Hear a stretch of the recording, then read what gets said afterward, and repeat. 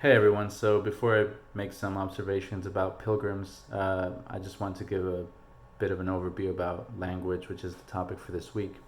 So obviously there's so many things we could talk about, we're just going to talk about a couple. Um, Riley in his lecture video mentions The Nature and Aim of Fiction by Flannery O'Connor, which is a wonderful essay. You should definitely read it because almost every single line in that essay is quotable. I also think it's sort of interesting that Flannery is quoting Flaubert. Both of their names start with FL, at least they're identifying names. Um, so Flannery is flaunting Flaubert. They're both very cinematic writers. There's definitely a sort of lineage between them. Um, they are very meticulous about their use of concrete detail and their sort of savagely, mercilessly insightful writers, psychologically, as well as just the the singularity and particularity of the concrete details that they use. So why the emphasis on detail? Well, we want the readers to feel like the world of the story is a real physical place that the characters can actually, bump up against. It feels cheap and fake and solipsistic to have the world of the story emerge as necessary when it's convenient for the characters or the author. We want the world of the story to push back and against the character in some sense, to resist the character in some sense. And Flaubert established what contemporary readers might think of as realistic narration, at least in the West particularly. And part of that equation includes exactly a high degree of unsentimental but brilliant visual noticing. And I say brilliance not in the sense of witty or genial, but more just like telling specific details, illuminating specific details. Although, of course, there's nothing wrong with being witty. You can go ahead and do that too. And I want to quote Flaubert as well. I want to quote another book of his, Sentimental Education, and I'll write it in the webpage so you can follow along. This is the main character, Frederick, just walking around observing some things. Um, so notice how Flaubert tries to group together a seemingly random assortment of details and yet wants to paint a shadow, a hint of what the larger street scene is like. He sauntered idly up the Latin Quarter, usually bustling with life, but now deserted, for the students had all gone home. The great walls of the colleges looked grimmer than ever, as if the silence had made them longer. All sorts of peaceful sounds could be heard: the fluttering of wings in bird cages, the whirring of a lathe, a cobbler's hammer, and the old clothes men in the middle of the street, looking hopefully but in vain at every window. At the back of the deserted cafes, women behind the bars yawned between their untouched bottles. The newspapers lay unopened on the reading room tables. In the laundresses' workshops, the washing quivered in the warm draughts.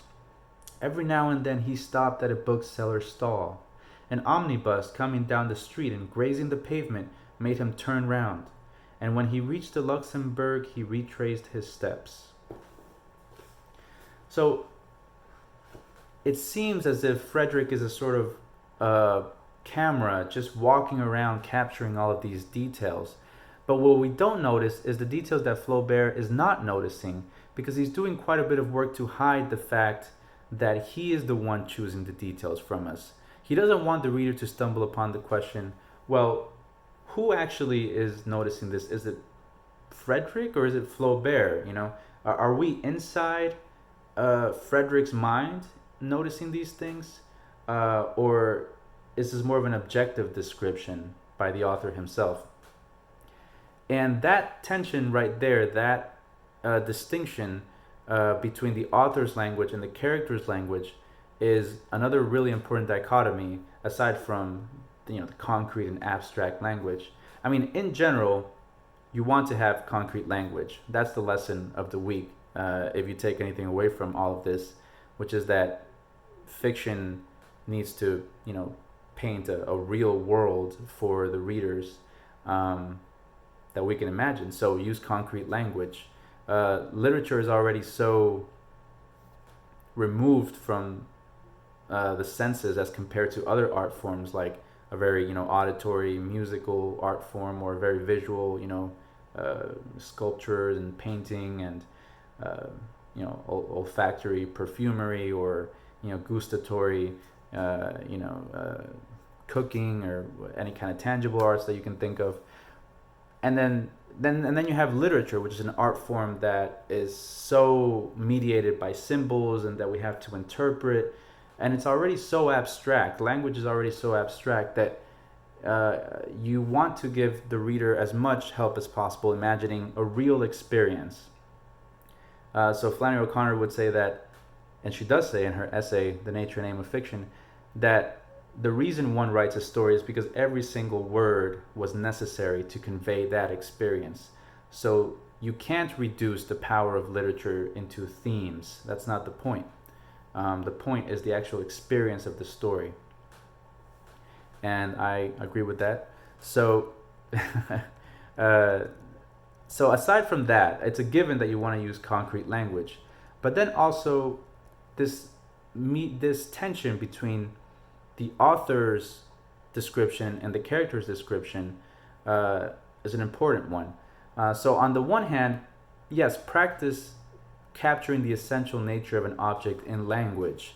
For example, what kind of shapely, flowing, ringing language would you have to use to capture the essence of this glass? And yet, on the other hand, you want to practice character language. Like, a character might have a very different, emotionally overflowing and charged and or teary or whatever resonance about the way that he or she sees this glass, and their particular way of looking at it might be so personally meaningful that we as readers might feel estranged from the object. This happens in the story Pilgrims a couple of times, where Ella is estranged from the things that she's observing, and we'll talk about that. Let's just talk about the story. We can play a little game where we try to decide, is a particular description an authorial description or a character description? The opening line, for example: "It was Thanksgiving Day and hot, because this was New Orleans. They were driving uptown to have dinner with strangers." That's a very authorial description, right? There's no sense of Ella's psychology or sensorial apparatuses in there. This is a very broad, just the facts description. Then the next paragraph, we have Ella reminiscing how her father had explained what chemotherapy was and how it would make her mother better. Now, the author could talk about chemotherapy and give the facts of chemotherapy, but what we know here is that what Ella understands is that chemotherapy is going to make her mother better. That's what she knows. And it's even interesting the way chemotherapy is displayed on the page, because you can see the word mother inside of the word chemotherapy. The word mother is embedded in there, and it's a subtle mirroring of what the story in general is doing, which is that it's connecting suffering and death with motherhood or femininity, because it's immediately relevant to Ella. I mean, this isn't to say that it's not connected with men and masculinity, or obviously it is as well. But as far as Ella, who is our main character, she is starting to become aware of the dangers of the world that she finds herself in. And the paragraph continues. She remembered it like a film strip from school, her mother's chemotherapy. And it talks about her mother with an IV needle in her arm, the steady drip from the bag of orange liquid, her father speaking softly to himself as he paced the room, her mother shaking so hard she had to be tied down, which also echoes the children being tied down later. But here is another assortment, conglomeration of details reminiscent of the Flaubert example. But here we don't have to wonder, is it the author noticing these things, or is it Ella? We know that this is Ella, and we know why these are so emotionally charged for her. There's no question about that. So they're both concrete and characterological, which is, I think in general what you want to aim for. You want to have strong characters with opinions. But anyway, the character lecture is another one.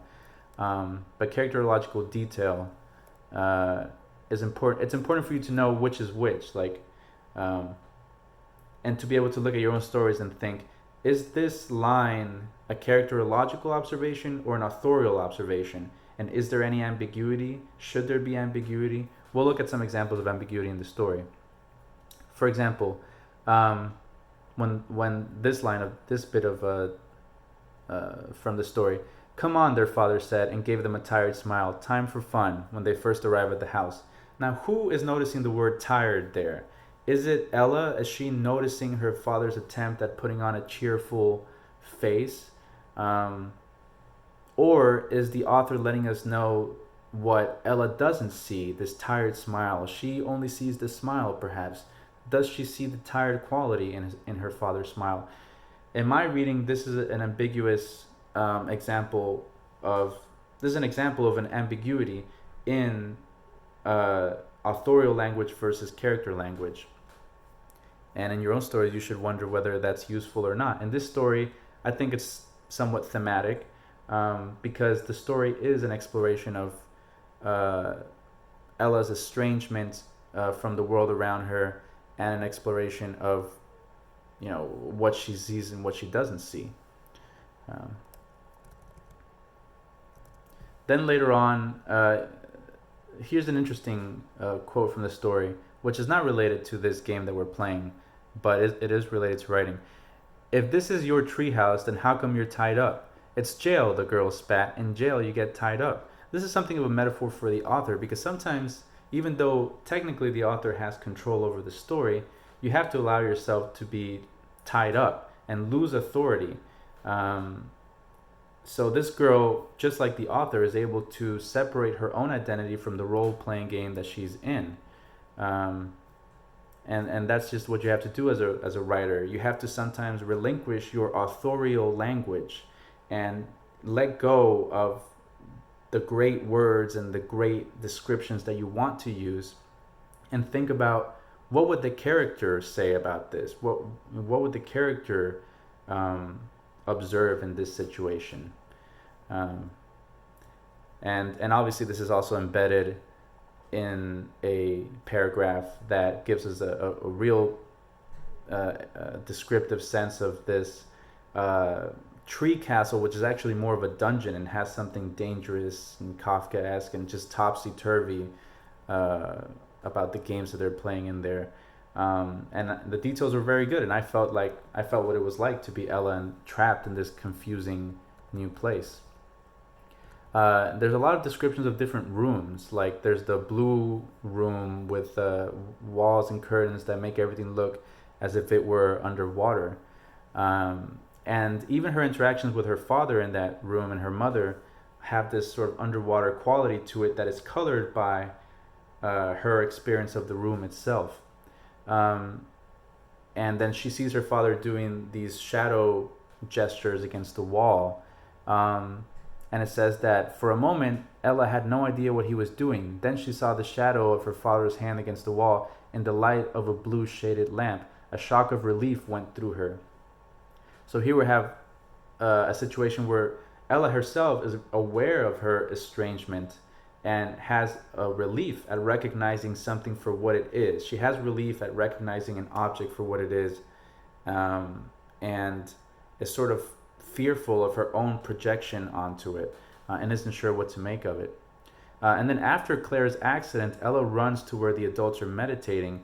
And again, Ella is in a new room, and she's faced with this strange sight of, it's strange to her because she's not familiar with meditation. And not only is it strange, but the adults now seem childish. They're so self-absorbed and trying to escape or somehow ameliorate the reality of the death that is swarming around them, which is the same thing that the children do when they try to cover up the death with leaves and twigs. That's what the adults are doing too, with language and with their little rituals. And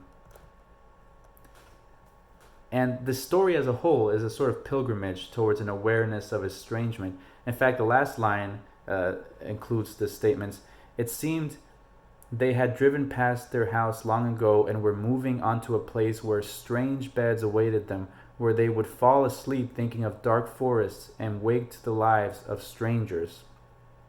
So death is the estranging force in this story that makes Ella see her life in a new way. And when I say it like that, I reduce the power of the story to a pithy little inversion, right? It loses its power because the power is really in the details.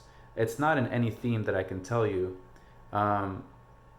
So, think about that the next time you read Spark Notes. You're not really getting the experience. Because again, it's not about conveying a meaning. A story is about conveying an experience to the reader, and you can only get the full experience by reading every single word and sensation and emotion and feeling what it's like to be that particular human being in that particular situation.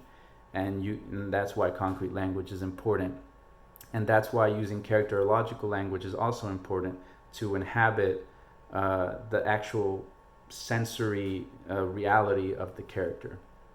So that's all I have to say for today. Hopefully there weren't too many detours along the way. And yeah, I'll talk to you all next time.